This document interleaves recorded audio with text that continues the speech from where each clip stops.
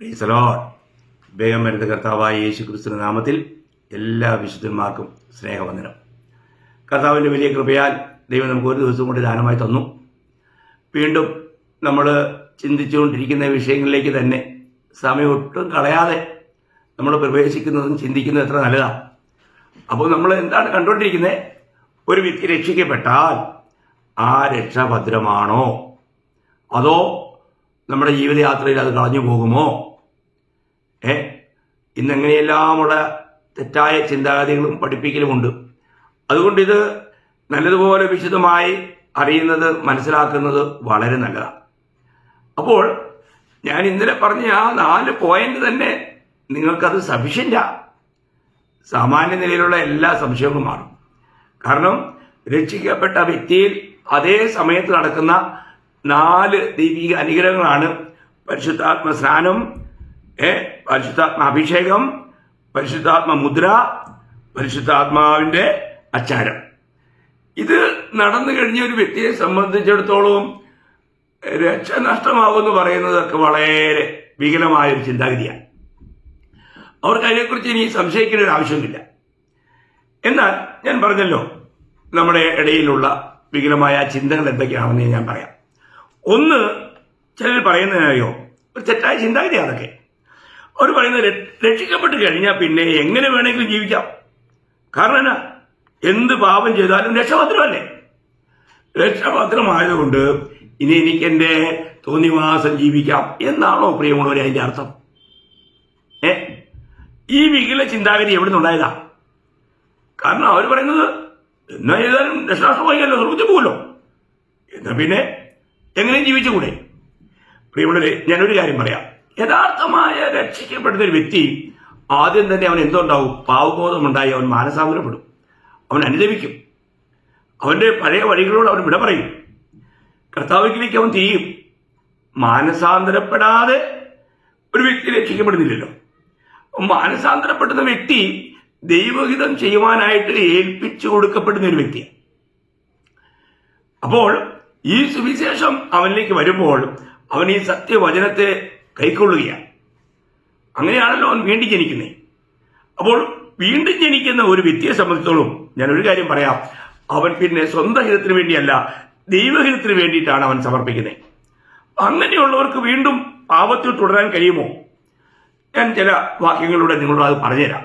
നമ്മൾ 1 യോഹന്നാൻ അതിന്റെ 3-ാം അധ്യായം 9-ാം വാക്യം ഞാൻ ആദ്യമായിട്ട് വായിക്കാം. ദൈവത്തിൽ നിന്നും ജനിച്ചവനാരും പാപം ചെയ്യുന്നില്ല, അവന്റെ വിത്ത് അവനിൽ വസിക്കുന്നു. ദൈവത്തിൽ നിന്നും ജനിച്ചതിനാൽ അവന് പാപം ചെയ്യുവാൻ കഴിയുകയില്ല. കണ്ടോ? നോക്കണേ, അതിന്റെ 6-ാം വാക്യം ഞാൻ വായിക്കാം. അവനിൽ വസിക്കുന്നവൻ ആരും പാപം ചെയ്യുന്നില്ല, പാപം ചെയ്യുന്നവൻ ആരും അവനെ കണ്ടിട്ടില്ല, അറിഞ്ഞിട്ടുമില്ല. കണ്ടോ? അപ്പോൾ ഒരു യഥാർത്ഥമായും രക്ഷിക്കപ്പെട്ട ഒരു വ്യക്തി അവൻ ഒരു കാരണവശാലും പാപത്തിൽ തുടരുന്നില്ല. പ്രിയമുള്ളവരെ, ഇത് എത്ര വിലപ്പെട്ടൊരു കാര്യമാണ്, ഇത് എത്ര വിലപ്പെട്ടൊരു കാര്യമാണ്. എന്നാൽ നമ്മൾ ഒരു കാര്യം ഞാൻ നിങ്ങളോട് പറയാം. ഈ രക്ഷിക്കപ്പെട്ട് കഴിഞ്ഞാലും ഇനിയും എനിക്ക് എൻ്റെ ഇഷ്ടം പോലെയൊക്കെ ജീവിച്ചാൽ കുഴപ്പമില്ലല്ലോ, ഞാനങ്ങ് സ്വർഗത്തിലെത്തുമല്ലോ, പ്രതിഫലമൊക്കെ ഇച്ചിരി കുറയുന്നല്ലേ ഉള്ളൂ, അതും സാരമില്ല, കാരണം ഞാൻ നിത്യനരത്തിൽ പോയല്ലോ എന്നൊരു ചിന്താഗതി ഉണ്ടാകുന്ന ആ വ്യക്തിയെ സംബന്ധിച്ചിടത്തോളം ഞാൻ ഒരു കാര്യം തീർത്ത് പറയാം: അവൻ രക്ഷിക്കപ്പെട്ടവനേ അല്ല. കാരണം രക്ഷിക്കപ്പെട്ട ഒരു വ്യക്തിക്ക് അങ്ങനെ ഒരു ചിന്താഗതിക്ക് ഇടമില്ല, പ്രിയമുള്ളവരെ. അതായത് സത്യം. അപ്പം അങ്ങനെ ചിന്തിക്കുന്നവരവനാണെങ്കിൽ അതിനൊറ്റ ഉത്തരവേ ഉള്ളൂ: അവൻ യഥാർത്ഥത്തിൽ രക്ഷിക്കപ്പെട്ടില്ല. ഇനി അടുത്തൊരു ചിന്താഗതി ആൾക്കാർ, ഇതൊരു ചിന്താഗതി അല്ല, ആക്ച്വലി ഇതൊരു ഉപദേശമായിട്ട്, ഒരു ഡോക്ടറിനായിട്ട് അനേക സഭകളിൽ പഠിപ്പിക്കുന്ന ഒരു കാര്യമാണ്. എന്താണെന്നറിയാമോ? നമ്മൾ രക്ഷിക്കപ്പെട്ട ശേഷം പാപം ചെയ്താൽ നമ്മൾ എന്ത് സംഭവിക്കും? രക്ഷ നഷ്ടമാകും. എന്തൊരു വികലമാണ്! പ്രിയമുള്ളവരെ, ഈ ചിന്താഗതി ഇതൊരു തെറ്റായ ഉപദേശം മാത്രമല്ല, തിരുവചന സത്യങ്ങൾക്ക് ഘടകവിരുദ്ധമാണ്, ദൈവവചനത്തിന് ഘടകവിരുദ്ധമായ കാര്യമാണ്. എന്നാൽ അതുപോലും വിശ്വസിക്കുന്ന എത്രയോ പേർ നമ്മുടെ മധ്യത്തിലുണ്ട്. നിത്യനായ ദൈവം തന്റെ സർവജ്ഞാനത്തിൽ നിത്യമായി പ്ലാൻ ചെയ്തൊരു പദ്ധതിയാണ് ഈ മാനവരാശിയുടെ രക്ഷ എന്നുള്ളത്. അപ്പം ദൈവത്തിന്റെ രക്ഷ നഷ്ടമായി പോയെങ്കിലും ദൈവത്തിന് പോലും രക്ഷിക്കേണ്ടി വരികയല്ലേ? പറ. അപ്പൊ ദൈവത്തിന്റെ കഴിവുകേട് അല്ലേ? അങ്ങനെയുള്ളവർ പറഞ്ഞു വയ്ക്കുന്നതാ, എന്റെ ദൈവം കഴിവുകേട്ടവനാ. അങ്ങനെയാണോ പ്രിയമുള്ളവരെ? അല്ലെങ്കിൽ ദൈവത്തിന് അത്രയ്ക്കുള്ള അറിവില്ല, കഴിവില്ല? എന്നാൽ അങ്ങനെയല്ല പ്രിയമുള്ളവരെ. അപ്പം ഞാൻ വായിച്ചല്ലോ 1 യോഹന്നാൻ 3:9. അപ്പൊ അവിടെ ഈ ദൈവത്തിൽ നിന്ന് ജനിച്ചവനാരും പാപം ചെയ്യുന്നില്ലെന്നല്ല, അവിടെ വരുന്നത് അവര് പാപത്തിൽ തുടരുന്നില്ല എന്ന പരിഭാഷയിൽ വന്നൊരു ചെറിയൊരു വ്യത്യാസം. അവർ പാപം ചെയ്യുന്നില്ല, അല്ലെ അവർക്ക് പാപം ഉണ്ടാകുന്നില്ലെന്നല്ല, അവർ പാപത്തിൽ തുടരുന്നില്ല. അവന് പാപം ചെയ്യാൻ കഴിയണമെന്നല്ല, അവന് പാപത്തിൽ തുടരാൻ കഴിയില്ല. അതാ NIV ട്രാൻസ്ലേഷൻ നിങ്ങൾ നോക്കുകയാണെങ്കിൽ നിങ്ങൾക്ക് അത് വളരെ വ്യക്തമായിട്ട് കാണാൻ പറ്റും. അപ്പൊ ഞാൻ ഒരു കാര്യം ഓർപ്പിക്കട്ടെ, യഥാർത്ഥമായ വീണ്ടും ജനിച്ച വ്യക്തി അവന്റെ ജീവിതത്തിൽ എന്തെങ്കിലും തെറ്റുണ്ടായാൽ ഉടനെ തന്നെ അവന് ദൈവത്തിന്റെ ആത്മാവ് അത് ബോധ്യപ്പെടുത്തും. അവൻ വീണ്ടും ഉടനെ ദൈവത്തിൽ ഏറ്റുപറഞ്ഞ് താൻ മാനസാന്തരപ്പെട്ട് പാപക്ഷമ പ്രാപിക്കും. ഒരു കാര്യം, നമ്മൾ ക്രിസ്തുവിലായ ശേഷം ചെയ്യുന്ന തെറ്റുകൾക്ക് നമുക്കൊരു ശിക്ഷയുണ്ട്.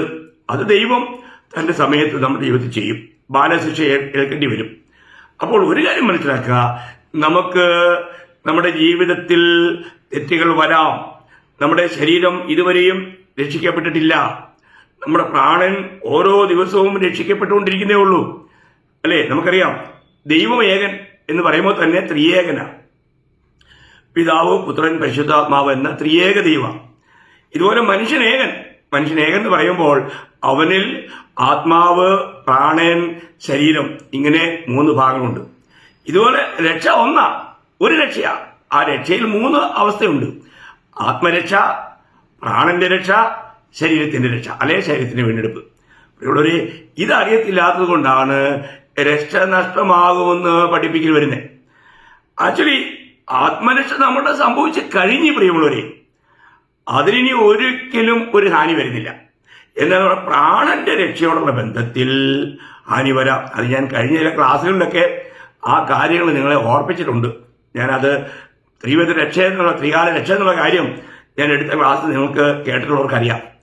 അപ്പോൾ ആ ക്ലാസ് നിങ്ങൾ മനസ്സിലാക്കിയാൽ ഇന്ന് ഈ രക്ഷ നഷ്ടമാകുമെന്ന് പറയുന്നത് മുഴുവനും ഈ പ്രാണന്റെ രക്ഷയെക്കുറിച്ചുള്ള അറിവില്ലാത്തവരാണ്. ഇവിടെ പ്രാണന്റെ രക്ഷ നഷ്ടമായാലും കർത്താവിന്റെ വരവിൽ നീ എടുക്കപ്പെടും, നീ സ്വർഗത്തിൽ പോകും, കർത്താവിനോട് ആയിരിക്കും. എന്നാൽ നിനക്ക് പ്രതിഫലം, തേജസ്, സ്ഥാനമാനങ്ങൾ, ഇതിലെല്ലാം വലിയ വ്യത്യാസം ഉണ്ടാവും.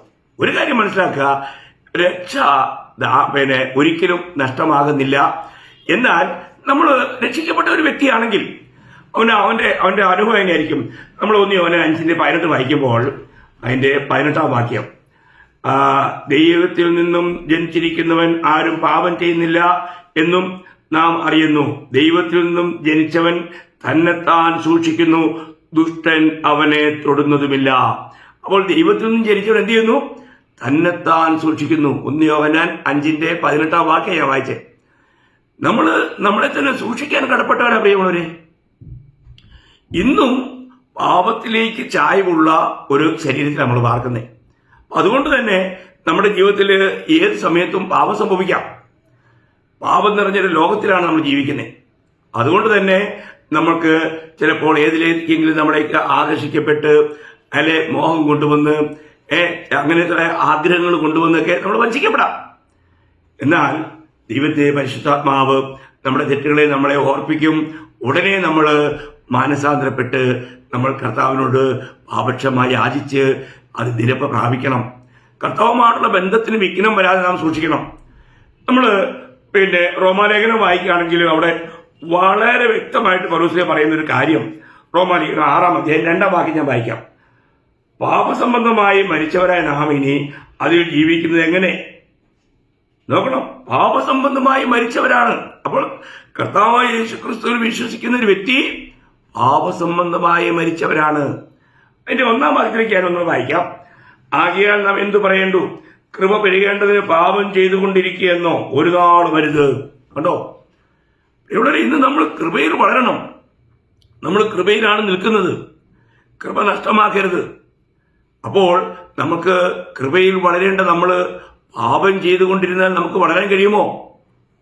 അപ്പൊ ഇവിടെ വളരെ കൃത്യമായിട്ട് പറയുക.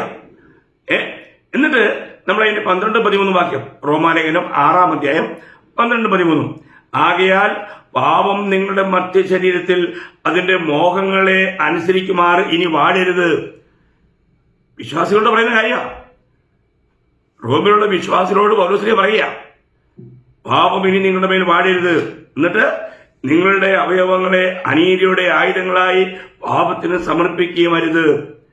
നിങ്ങളെ തന്നെ മരിച്ചിട്ട് ജീവിക്കുന്നവരായും നിങ്ങളുടെ അവയവങ്ങളെ നീതിയുടെ ആയുധങ്ങളായും ദൈവത്തിന് സമർപ്പിച്ചുകൊള്ളുവീൻ. ഒരു കൽപ്പനയാണ്. ഓരോ ദിവസവും നമ്മുടെ അവയവങ്ങളെ, നമ്മുടെ ശരീരത്തിലെ ഓരോ അവയവങ്ങളും കർത്താവിന് സമർപ്പിക്കണം, നീതിക്കായി സമർപ്പിക്കണം. കർത്താവിന്റെ മഹത്വത്തിന് വേണ്ടി നമ്മുടെ ഈ ശരീരം കൊണ്ട് ദൈവത്തെ മഹത്വപ്പെടുത്തുവിൻ എന്നാ 1 കൊരിന്ത്യർ 16-ാം അധ്യായം 20-ാം വാക്യം. നമ്മൾ വിലയ്ക്ക് വാങ്ങപ്പെട്ടവരാണ്. നമ്മുടെ അവയവങ്ങളെ നമ്മൾ സമർപ്പിക്കണം, നമ്മൾ ചിന്തിക്കണം.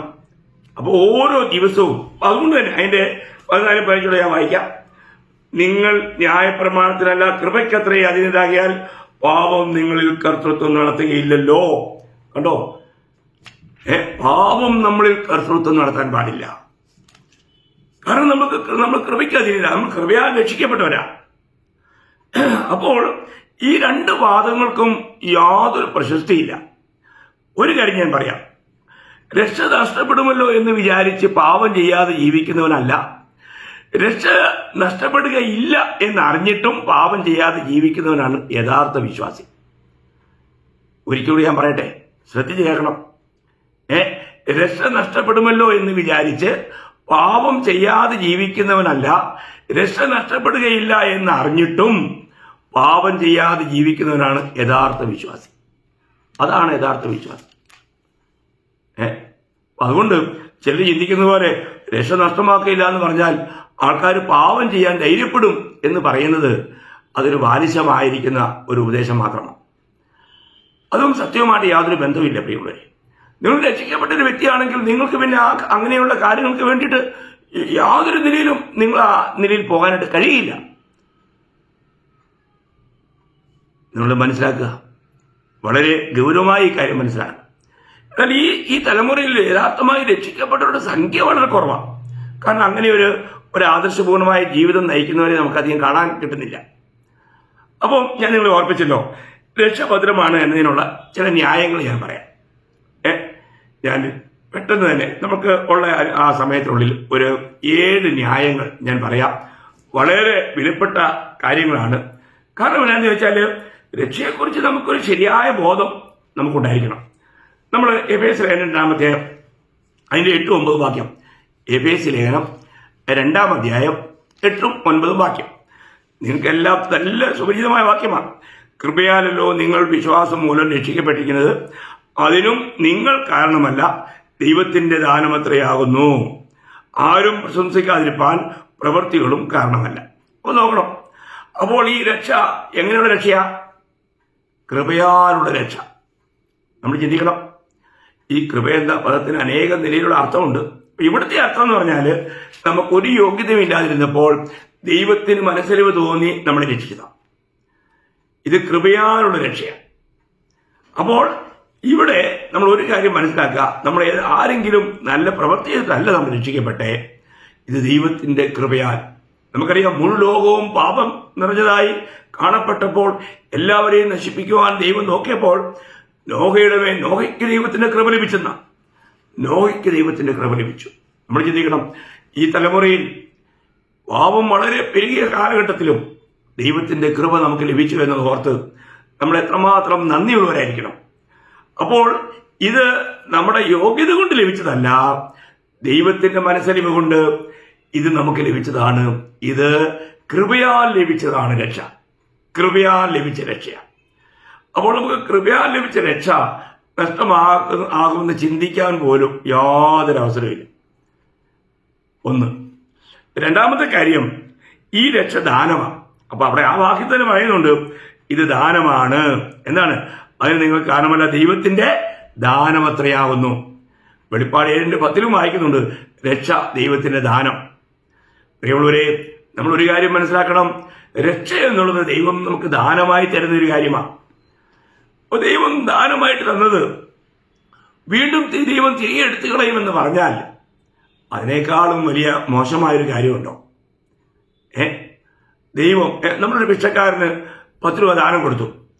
2 ദിവസം കഴിയുമ്പോഴത്തേക്കൂ ഞാൻ 2 ദിവസം മുമ്പ് തന്ന ആ 10 രൂപ തിരിച്ച എന്ന് പറയുമാണെങ്കിലും ഒരു മാന്യനായ ഒരു വ്യക്തി ചെയ്യല. അപ്പോൾ ദൈവത്തെ ഇത്രമാത്രം മാന്യതയില്ലാത്തവനായി കാണുന്ന ഒരവസ്ഥ, ദൈവത്തിന്റെ വിശ്വസ്തതയ്ക്ക് പോലും ഭംഗം വരുത്തുന്ന ചിന്താഗതി എത്ര മോശമായ കാര്യമാണ്. ഉള്ളൊരു രക്ഷ അത് ദൈവത്തിന്റെ ദാനമാണ്. അപ്പോൾ ഒന്ന്, അത് കൃപയാലുള്ള രക്ഷയാണ്. 2, രക്ഷ ദാനമാണ്. മൂന്നാമത്തെ കാര്യം, രക്ഷ നിത്യമാണ്. നമ്മൾ എബ്രായ ലേഖനം 5-ാം അധ്യായം അതിന്റെ 8ഉം 9ഉം വാക്യങ്ങൾ വായിക്കുമ്പോഴത്തേക്കും നമ്മൾ വായിക്കുന്നത് ഇങ്ങനെയാണ്. പുത്രനെങ്കിലും താൻ അനുഭവിച്ച കഷ്ടാനുഭവങ്ങളാൽ അനുസരണം പഠിച്ച് തികഞ്ഞവനായി തന്നെ അനുസരിക്കുന്ന ഏവർക്കും നിത്യരക്ഷയുടെ കാരണഭൂതനായി തീർന്നു. നിത്യരക്ഷ, ഇത് കുറച്ച് നാളുകൊണ്ട് കഴിഞ്ഞു പോകുന്ന രക്ഷയല്ല, ഇത് നിത്യരക്ഷയാണ്. ചിന്തിക്കുക, നമ്മൾ ചിന്തിക്കണം. ഒരു വ്യക്തി കർത്താവിൽ വിശ്വസിച്ച് കഴിയുമ്പോൾ അവന് ലഭിക്കുന്ന രക്ഷ നിത്യരക്ഷയാ, അല്ലെങ്കിൽ നിത്യജീവനാ, അല്ലേ? അങ്ങനെയല്ലേ? നമ്മൾ യോഹന്നാൻ 5:24 കർത്താവ് പറയുന്നുണ്ടല്ലോ, അവൻ മരണത്തിൽ നിന്നും ജീവനിലേക്ക് പ്രവേശിച്ചിരിക്കുന്നു. പ്രവേശിക്കുമെന്നല്ല, പ്രവേശിച്ചു. കർത്താവിലുള്ള വിശ്വാസം നമ്മളെ നിത്യജീവനിലേക്ക് പ്രവേശിച്ചു. ഇത് നിത്യരക്ഷയാ പ്രിയമുള്ളവരെ, നിത്യരക്ഷയാ. ഇതെവിടെയെങ്കിലും വെച്ച് നഷ്ടപ്പെട്ടു പോകുന്ന ഒരു രക്ഷയല്ല. തിരുവചനം പറയുന്ന ഈ കാര്യങ്ങൾ നമ്മൾ വിശ്വസിച്ച് ഏറ്റെടുക്കുന്നത് എത്ര നല്ല കാര്യമാണ്. 4ാമത്തെ കാര്യം, ഈ രക്ഷ പൂർണ്ണമാകുന്നു എന്നുള്ളതാണ്. നമുക്ക് അതേ എബ്രായ ലേഖനം 10-ാം അധ്യായം അതിന്റെ 14-ാം വാക്യം, ഏകയാഗത്താൽ അവൻ വിശദീകരിക്കപ്പെടുന്നവർക്ക് സദാകാലത്തേക്കും സൽഗുണപൂർത്തി വരുത്തിയിരിക്കുന്നു. സദാകാലത്തേക്കും, എന്നേക്കും. അപ്പോൾ ഈ രക്ഷ എന്തുള്ളത്? ദൈവത്തിന്റെ വചനം പറയുന്നു, ഇത് പൂർണ്ണ രക്ഷയാണ്. പൂർണ്ണ രക്ഷയാണ്. നമ്മുടെ രക്ഷകൻ നമുക്ക് വേണ്ടി അതിന്റെ 7-ാം അധ്യായം 25-ാം വാക്യം വായിക്കുമ്പോൾ, ദൈവത്തോട് അടുക്കുന്നവർക്ക് വേണ്ടി പക്ഷപാതം ചെയ്യുവാൻ സദാ ജീവിക്കുന്നതാകിയാൽ അവരെ പൂർണ്ണമായി രക്ഷിപ്പാൻ അവൻ പ്രാപ്തനാകുന്നു. പൂർണ്ണ രക്ഷയാ പ്രിയമുള്ളവരെ. കർത്താവ് നമ്മളെ ഒരു നാൾ ഉപേക്ഷിക്കില്ല, കൈവിടുകയില്ല. ദൈവത്തിന്റെ വാഗ്ദത്തം. ദൈവം തന്റെ എല്ലാ വാഗ്ദത്തങ്ങളിലും വിശ്വസ്തനാണ് പ്രിയമുള്ളവരെ. അതുകൊണ്ട് ഒരു കാര്യം മനസ്സിലാക്കുക, ദൈവം നമുക്ക് തന്ന രക്ഷ അത് പൂർണ്ണ രക്ഷയാണ്.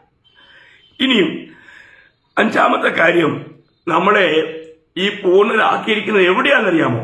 അത് ക്രിസ്തുവിൽ നമ്മളെ പൂർണ്ണരാക്കിയെന്ന. നമ്മൾ കൊളോസ്യ ലേഖനം 2-ാം അധ്യായം 9-10 വാക്യം, അവനിലല്ലോ ദൈവത്തിന്റെ സർവ്വസമ്പൂർണതയും ദേഹരവുമായി വസിക്കുന്നത്. എല്ലാ വാഴ്ചകൾക്കും അധികാരങ്ങൾക്കും തലയായ അവനിൽ നിങ്ങൾ പരിപൂർണരായിരിക്കുന്നു. അവനിൽ നിങ്ങൾ പരിപൂർണരായിരിക്കുന്നു. അപ്പോൾ ദൈവത്തിന്റെ സകല സമ്പൂർണതയും ദേഹരവുമായി വസിക്കുന്ന ക്രിസ്തുവിൽ നമ്മൾ സമ്പൂർണരാണ്. ഈ രക്ഷയ്ക്ക് ഇനി യാതൊരു വാതയും തട്ടത്തില്ല. ഈ രക്ഷ കൃത്യമാണ്, ഭദ്രമാണ്. എത്ര അനുഗ്രഹിക്കപ്പെട്ട വചനങ്ങളാണ് ഈ വചനങ്ങൾക്ക്. വള്ളി പുള്ളിക്ക് മാറ്റം വരത്തില്ല പ്രിയമുള്ളവരെ. നമ്മളിൽ സംശയം ജനിപ്പിക്കാനായിട്ട് ശത്രു ശ്രമിച്ചെന്ന് വന്നേക്കാം. എന്നാൽ നമുക്ക് സംശയിക്കേണ്ടതില്ല. നമ്മളെ ക്രിസ്തുവിൽ പരിപൂർണരായിട്ടാണ് സ്വർഗീയ പിതാവ് നമ്മളെ കാണുന്നത്. ഒരിക്കലും നമ്മളെ കർത്താവിൽ നിന്നും വേർവിട്ട് നമ്മളെ പിതാവ് നോക്കുന്നില്ല. ക്രിസ്തുവിലാണ് നമ്മളെ നോക്കുന്നത്. എല്ലാ കാര്യങ്ങളും ക്രിസ്തുവിലൂടെയാണ്. നമ്മളാരും നമ്മുടെ സ്വന്തം നീതിയുമായിട്ട് നമുക്ക് ദൈവത്തിലേക്ക് പോയി നിൽക്കാൻ പറ്റിയല്ല. കർത്താവായ യേശു ക്രിസ്തുവിൽ മാത്രമാണ് നമ്മുടെ എല്ലാ പൂർണ്ണതയും, എല്ലാ നന്മയും, എല്ലാ അനുഗ്രഹങ്ങളും. അപ്പോൾ അത് മനസ്സിലാക്കുക. എന്നിട്ട് 6ാമത്തെ കാര്യം, ഇത് ദൈവത്തിന്റെ മുൻനിർണയമാകുന്നു എന്നുള്ളതാണ്. നമുക്കറിയാം, എഫേസ്യ ലേഖനം 1-ാം അധ്യായം അതിന്റെ 4 മുതൽ 14 വരെയുള്ള വാക്യം വായിക്കുമ്പോൾ ദൈവത്തിന്റെ മുൻനിർണയത്തെക്കുറിച്ചും നമ്മുടെ തിരഞ്ഞെടുപ്പിനെ കുറിച്ചാണ് കാണുന്നത്. അപ്പോൾ അവിടെ വായിക്കുന്ന, ഞാൻ അതിന്റെ ജസ്റ്റ് 4-ാം വാക്യവും 10-ാം വാക്യവും മാത്രം വായിക്കാം. കാരണം എല്ലാം വായിച്ച് വിശദീകരിക്കാൻ നമുക്ക് സമയമില്ലാത്തതുകൊണ്ടാണ്. നിങ്ങൾ വായിക്കണം. അപ്പോൾ ഇവിടെ നാം തന്റെ സന്നിധിയിൽ വിശുദ്ധരും നിഷ്കളങ്കരും ആകേണ്ടതിന് ലോക സ്ഥാപനത്തിന് മുൻപേ നമ്മെ അവനിൽ തെരഞ്ഞെടുത്തു. ലോക സ്ഥാപനത്തിന് മുന്നമേ നമ്മൾ നോക്കണം നമ്മുടെ തെരഞ്ഞെടുപ്പ്. അപ്പൊ ദൈവത്തിന്റെ മുഴുവൻ പദ്ധതി എന്ന് പറഞ്ഞാൽ അതിന്റെ 10-ാം വാക്യമാണ്. അത് സ്വർഗത്തിലും ഭൂമിയിലുള്ളതെല്ലാം പിന്നെയും ക്രിസ്തുവിൽ ഒന്നായി ചേർക്ക എന്നിങ്ങനെ കാലസമ്പൂർണതയിലെ വ്യവസ്ഥയ്ക്കായിക്കൊണ്ട് തന്നെ. നമ്മൾ വാസ്തവത്തിൽ എത്ര ഭാഗ്യവാന്മാരാ പ്രിയമുള്ളവരെ. സ്വർഗീയ പിതാവിന്റെ പദ്ധതി തന്റെ പുത്രനിൽ എല്ലാം വീണ്ടും ഒന്നായി ചേർക്കുക എന്നുള്ളത്, അതിൽ പിതാവ് നമ്മളെ ക്രിസ്തുവിൽ ആക്കി വെച്ചിരിക്കുന്നു എന്നുള്ളത് എത്ര ശ്രേഷ്ഠമായ കാര്യമാണ്, എത്ര അനുഗ്രഹിക്കപ്പെട്ട കാര്യമാണ്. നമ്മൾ മനസ്സിലാക്കണം.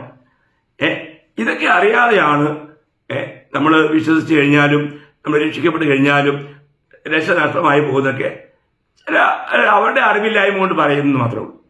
എന്നാൽ ഇവിടെ വചനം വളരെ വ്യക്തമായി പറയുക. നമ്മളൊരു കാര്യം മനസ്സിലാക്കണം, നമുക്ക് ഈ സത്യവചനത്തെ വിശ്വസിക്കാൻ പോലും കഴിഞ്ഞത് ദൈവത്തിന്റെ ആ മുൻകാല തെരഞ്ഞെടുപ്പാണ്. നിങ്ങൾക്ക് ഓർമ്മയുണ്ടാകും, നമ്മൾ അപ്പോസ്തല പ്രവൃത്തി 13-ാം അധ്യായം 48-ാം വാക്യത്തിന്റെ അവസാന ഭാഗം ബി പാർട്ട് അവിടെ വായിക്കുന്നത് നിത്യജീവനായി നിയമിക്കപ്പെട്ടവർ എല്ലാവരും വിശ്വസിക്കുന്ന. നമ്മൾ ഈ വചനം പറയുമ്പോഴത്തേക്ക് എല്ലാവരും വിശ്വസിക്കാറുണ്ടോ? അല്ലേ? നമ്മൾ 10,000-കണക്കിന് ജനങ്ങൾ പറയുന്നു, പക്ഷെ എത്ര പേര് വിശ്വസിക്കാറുണ്ട്? നിത്യജീവന് വേണ്ടി നിയമിക്കപ്പെട്ടവർ മാത്രം. അപ്പം നമ്മളെ കർത്താവ് ഒരു സ്ഥാപനത്തിന് മുന്നേ തിരഞ്ഞെടുത്തിരുന്നു. അങ്ങനെ തെരഞ്ഞെടുപ്പ് പ്രാപിച്ചവർക്ക് മാത്രമേ ഈ സുവിശേഷം കേൾക്കുമ്പോൾ അത് വിശ്വസിച്ച് ഏറ്റെടുക്കാൻ കഴിയും.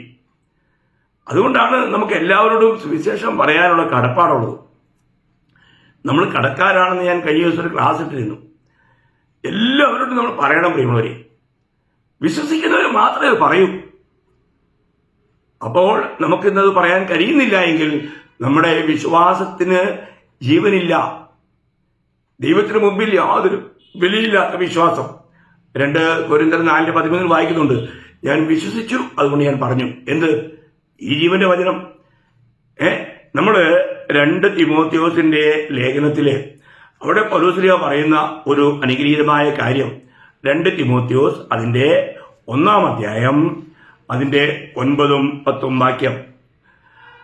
അവൻ നമ്മെ രക്ഷിക്കുകയും വിശുദ്ധ വിളി കൊണ്ട് വിളിക്കുകയും ചെയ്തത് നമ്മുടെ പ്രവർത്തികൾ നിമിത്തമല്ല, സകല കാലത്തിനു മുൻപേ ക്രിസ്തുവേശുവിൽ നമുക്ക് നൽകിയിരിക്കുന്നതും ഇപ്പോൾ മരണം നീക്കുകയും സുവിശേഷം കൊണ്ട് ജീവനും അക്ഷയതയും വെളിപ്പെടുത്തുകയും ചെയ്ത നമ്മുടെ രക്ഷിതാവായ ക്രിസ്തുവേശുവിന്റെ പ്രത്യക്ഷതയോടെ. അപ്പോൾ ഈ ക്രിസ്തുവിന്റെ കർത്താവായ യേശു ക്രിസ്തുവിലൂടെ ഈ രക്ഷകന്റെ സുവിശേഷം നമ്മുടെ ജീവിതത്തിൽ എന്ത് സംഭവിച്ചു?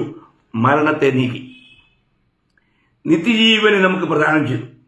എത്ര വിലപ്പെട്ട കാര്യമാണ് ഇതെല്ലാം! ദൈവത്തിന്റെ മുൻനിർണയത്തിൽപ്പെട്ട കാര്യങ്ങളാണ്. ദൈവം ഇത് മുന്നമേ നമുക്ക് വേണ്ടി ഒരുക്കിയിരുന്നു. കർത്താവിൽ വന്നിരിക്കുന്ന ഒരു ഭക്തനും ഒരിക്കലും ഒരു നിഗളിയാകില്ല, അഹങ്കാരിയാകില്ല. കാരണം നമുക്കൊരിക്കലും യോഗ്യതയില്ലാത്തൊരു കാര്യമാണ് ദൈവം നമുക്കൊണ്ട് ചെയ്തത്. നമ്മൾ ഇന്ന് അബ്ബാ പിതാവെ എന്ന് വിളിക്കാൻ പുത്രത്വ പദവി നമുക്ക് തന്നൊക്കെ പറയുമ്പോൾ കാൺമീൻ നാം ദൈവമക്കളെന്ന് വിളിക്കപ്പെടുവാൻ പിതാവ് നമുക്ക് എത്ര വലിയ സ്നേഹം നൽകിയിരിക്കുന്നു. നാം അങ്ങനെ തന്നെയാവുന്നു. ഈ വാക്കൊക്കെ വായിക്കുമ്പോൾ വളരെ ഹൃദയം നിൽക്കം ഉണ്ടാകാറുണ്ട്. കാരണം പിശാചിന്റെ മക്കളായിരുന്ന, പാപികളായിരുന്ന, ശത്രുക്കളായിരുന്ന, ദൈവത്തിൽ നിന്ന് ദൂരസ്ഥായിരുന്ന നമ്മളെ സ്വർഗത്തിലെ ആ നല്ല കർത്താവ് നമ്മളെ സ്നേഹിച്ച് നമുക്ക് വേണ്ടി ജീവൻ തന്ന് തന്റെ മക്കളാക്കി തീർത്തത് എത്ര വലിയ പദവിയാണ്. ഒരു രക്ഷിക്കപ്പെട്ട ഒരു വ്യക്തിക്ക് ഒരിക്കലും സ്വയപ്രശംസയ്ക്ക് യാതൊന്നുമില്ല. കാരണം എല്ലാം ദൈവത്തിന്റെ ദാനമാണ്. അതുകൊണ്ടാണ് 1 കൊരിന്ത്യർ 1-ാം അധ്യായം 27 മുതൽ 29 വരെയുള്ള വാക്യങ്ങൾ വായിക്കുന്നത്. ജ്ഞാനികളെ ലജ്ജിപ്പാൻ ദൈവം ലോകത്തിൽ ഭോഷത്വമായി തെരഞ്ഞെടുത്തു, ബലമുള്ളതിനെ ലജ്ജിപ്പാൻ ദൈവം ലോകത്തിൽ ബലഹീനമായി തെരഞ്ഞെടുത്തു, ഉള്ളതിനെ ഇല്ലായ്മയാക്കുവാൻ ദൈവം ലോകത്തിൽ കുലഹീനവും നികൃഷ്ടവുമായതും ഏതുമില്ലാത്തതും തെരഞ്ഞെടുത്തു. ദൈവസന്നിധിയിൽ ഒരു ജഡവും പ്രശംസിക്കാതിരിക്കേണ്ടതിന് തന്നെ. കണ്ടോ? ദൈവസന്നിധിയിൽ ഒരു ജഡവും പ്രശംസിക്കാതിരിക്കേണ്ടതിന് തന്നെ. ചിന്തിക്കണം പ്രിയമുള്ളവരെ. ഏതെങ്കിലും ഒരു വ്യക്തിക്ക് പ്രശംസിക്കാൻ എന്തെങ്കിലും ഉണ്ടോ? നമ്മുടെ എന്തെങ്കിലും നന്മ കൊണ്ടോ നീതി പ്രവൃത്തികൾ കൊണ്ടോ ആണോ നമ്മൾ രക്ഷിക്കപ്പെട്ടെ? അല്ല, നമ്മൾ കൃപയാല. അപ്പോൾ ഞാൻ നിങ്ങളോട് 6 കാര്യങ്ങൾ പറഞ്ഞു. 7ാമത്തെ ഒരു കാര്യത്തോടെ ഞാൻ പറഞ്ഞു നിർത്തട്ടെ. നമുക്ക് ലഭിച്ചത് നിത്യജീവനാ പ്രിയമുള്ളവരെ, നിത്യജീവന. നമുക്കറിയാമല്ലോ, ഈ സുവിശേഷത്തിന്റെയൊക്കെ ഏറ്റവും വലിയ സംഗ്രഹം എന്നുള്ളത് യോഹന്നാൻ 3:16 വാക്യമാണെന്ന് നിങ്ങൾക്ക് എല്ലാവർക്കും അറിയാം. എന്താണ്? തന്റെ ഏകജാതനായ പുത്രനിൽ വിശ്വസിക്കുന്ന ഏവനും നശിച്ചു പോകാതെ നിത്യജീവൻ പ്രാപിക്കേണ്ടതിന് ദൈവം അവന് നൽകുവാൻ തക്കവണ്ണം ലോകത്തെ സ്നേഹിച്ചു, എന്നെയും നിങ്ങളെയും സ്നേഹിച്ചു. എന്തിനാണ്? നിത്യജീവൻ പ്രാപിക്കേണ്ടതിന്. അവൻ ന്യായവിധിയിലേക്ക് പോകാൻ പാടില്ല, അവൻ ശിക്ഷാവിധിയിലേക്ക് പോകാൻ പാടില്ല. നമ്മളൊരു കാര്യം മനസ്സിലാക്കണം, നമുക്കെല്ലാം ക്രിസ്തുവിന്റെ ന്യായാസനത്തിന് മുമ്പിൽ നിൽക്കേണ്ട ഒരു ദിവസമുണ്ട്, എല്ലാ വിശുദ്ധന്മാർക്കും. അത് നമുക്ക് ന്യായമായ പ്രതിഫലങ്ങളെ പ്രാപിക്കാനാണ്. എന്നാൽ ശിക്ഷാവിധിയില്ല, നിത്യ അഗ്നിയിലേക്ക് പോകുന്നൊരു അനുഭവമില്ല. ഇവിടെ വളരെ വ്യക്തമായിട്ട് പറയുകയാണ്, നമുക്ക് കർത്താവായ യേശുക്രിസ്തുവിലുള്ള വിശ്വാസത്താൽ നമുക്ക് നിത്യജീവനെ കർത്താവ് തന്നു. യോഹന്നാന്റെ 1-ാം ലേഖനം അതിന്റെ 5-ാം അധ്യായം, അതിനകത്ത് യോഹന്നാൻ പറയുന്ന കാര്യം നിങ്ങൾക്ക് ഓർമ്മയുണ്ടാകും. അവിടെ ഇത് എഴുതുന്നത് ഈ അറിവ് നമുക്ക് പകരാൻ വേണ്ടിയിട്ടാണ്. 5-ാം അധ്യായത്തിന്റെ 11 മുതൽ 13 വരെയുള്ള വാക്യം ഇവിടെ ഞാൻ വായിക്കാം. ആ സാക്ഷ്യമോ ദൈവം നമുക്ക് നിത്യജീവനെ തന്നു, ആ ജീവൻ അവന്റെ പുത്രനിൽ ഉണ്ട് എന്നുള്ളത് തന്നെ. പുത്രനുള്ളവന് ജീവനുണ്ട്, ദൈവപുത്രനില്ലാത്തവന് ജീവനില്ല. ദൈവപുത്രന്റെ നാമത്തിൽ വിശ്വസിക്കുന്ന നിങ്ങൾക്ക് ഞാൻ ഇത് എഴുതിയിരിക്കുന്നത് നിങ്ങൾക്ക് നിത്യജീവനുണ്ടെന്ന് നിങ്ങൾ അറിയേണ്ടതിന് തന്നെ. ഓ, എന്തൊരു പ്രയോഗമാ പ്രിയമുള്ളവരെ, എന്തൊരു പ്രയോഗമാ. നമ്മൾ മനസ്സിലാക്കണം, നമ്മുടെ ജീവിതത്തിൽ കർത്താവ് നമുക്ക് നിത്യജീവനെ തന്നിരിക്കുക. ദൈവികമായ ആ ജീവൻ ക്രിസ്തു നമ്മളിൽ ഉണ്ടെങ്കിൽ ആ ജീവൻ നമുക്കുണ്ട്. ആ ജീവനാണ് ഇത് നാം ജീവിക്കേണ്ടത്. അതുകൊണ്ടാണ് നമ്മുടെ ജീവനായ ക്രിസ്തു വെളിപ്പെടുമ്പോൾ നാം അവനോടുകൂടെ വെളിപ്പെടുമെന്ന് കൊളോസ്യർ 3:4 പറയാൻ കാരണം. വലിയ വിഷയങ്ങളല്ലേ. അപ്പോൾ നമുക്ക് രക്ഷഭദ്രമാണെന്നുള്ളതിന്റെ 7 തെളിവുകളാണ് ഞാനിപ്പോൾ ചുരുങ്ങിയ വാക്കുകളിലൂടെ പെട്ടെന്ന് ഓടിച്ചെന്ന് പറഞ്ഞത്. നിങ്ങൾ ഓർക്കുമല്ലോ, 1 രക്ഷ കൃപയാലാണ്, 2 രക്ഷ ദാനമാണ്, 3 രക്ഷ നിത്യമാണ്, 4 രക്ഷ പൂർണ്ണമാണ്, 5 ക്രിസ്തുവിൽ അത് പരിപൂർണമാണ്, 6 അത് ദൈവികമായ മുൻനിർണയമാണ്, 7 ലഭിച്ച ജീവൻ നിത്യജീവനാണ്. അതുകൊണ്ട് തന്നെ നമ്മുടെ രക്ഷ ഭദ്രമാണ് എന്ന് നമുക്ക് ഉറപ്പായിട്ട് വിശ്വസിക്കാൻ പറ്റും. ഇനിയും ന്യായമായ ചില കാര്യങ്ങൾ ഞാൻ അടുത്ത ക്ലാസ്സിൽ നിങ്ങളോട് പറയാം. കർത്താവ് അനുവദിക്കുന്നുവെങ്കിൽ, കർത്താവിന്റെ വരവ് താമസമുണ്ടായാൽ നമ്മൾ ഈ ക്ലാസ് ഒന്നുകൂടെ വളരെ വിശാലമായി അത് കാണുവാനായിട്ട് നമ്മൾ ശ്രമിക്കും. നിങ്ങൾ വളരെ പ്രാർത്ഥനയോടുകൂടി നിങ്ങളുടെ സംശയങ്ങളൊക്കെ നിങ്ങൾ കുറിച്ച് വെച്ചോ. ഈ ക്ലാസ് തീരുമ്പോൾ നിങ്ങൾക്ക് അതെല്ലാം ചോദിക്കാം. അതിന് ദൈവം തരുന്ന പ്രകാശം അനുസരിച്ച് വചനത്തിലൂടെ ആ സംശയ നിവാരണം വരുത്താൻ ആവോളം ശ്രമിക്കാം. കർത്താവ് നിങ്ങളെല്ലാവരെയും ധാരാളമായിട്ട് അനുഗ്രഹിക്കട്ടെ. കർത്താവിന്റെ വലിയ നാമം മാത്രമേ എപ്പോഴും മഹത്വപ്പെടട്ടെ. ആമേൻ.